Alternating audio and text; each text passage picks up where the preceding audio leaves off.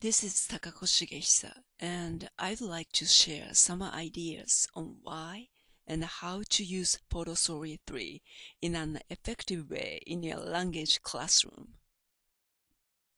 I think this program is best used by a student or a group of students to practice their speaking, as the best feature of this program, I think, is the ability to record on each image.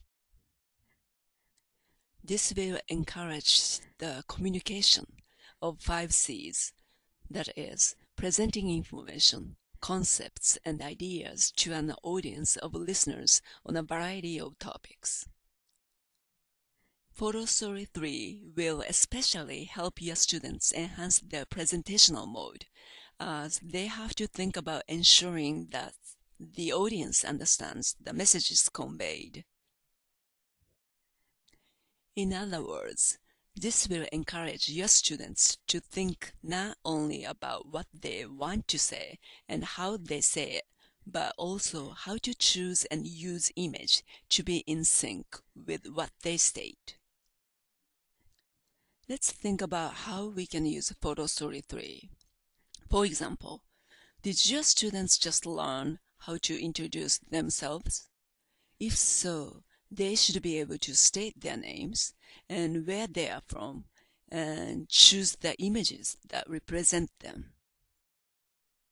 Then they have to decide how many images they will use and what they say on each image to ensure both are in sync. Also, they can practice speaking so that listeners will understand the information before they start recording. They can repeat the same process by introducing their best friends, family members, favorite entertainers, etc.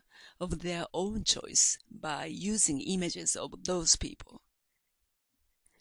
Note that your students do not need the vocabulary for friends, family members, or entertainers yet, as it will be understood by the audience from the image. The power of the images lets them focus on the information they just learned, which was to use their names and their origin in a target language. This can be collaborated on easily as a group project, such as introducing a whole class with each student's picture and their own recording in a target language. As you can see, it is very easy to incorporate Photostory 3 even in the first weeks of your lessons. Your students can now utilize the phrases they just learned and also have something to showcase to their peers and families at a very early stage in their language learning development. Don't forget that Photostory 3 lets your students add a text on each image, so that your advanced students can add some writing skills to present their stories better. I hope you find these examples useful, and just for your information, this video was created by using Photostory 3. Please give us your comments and questions.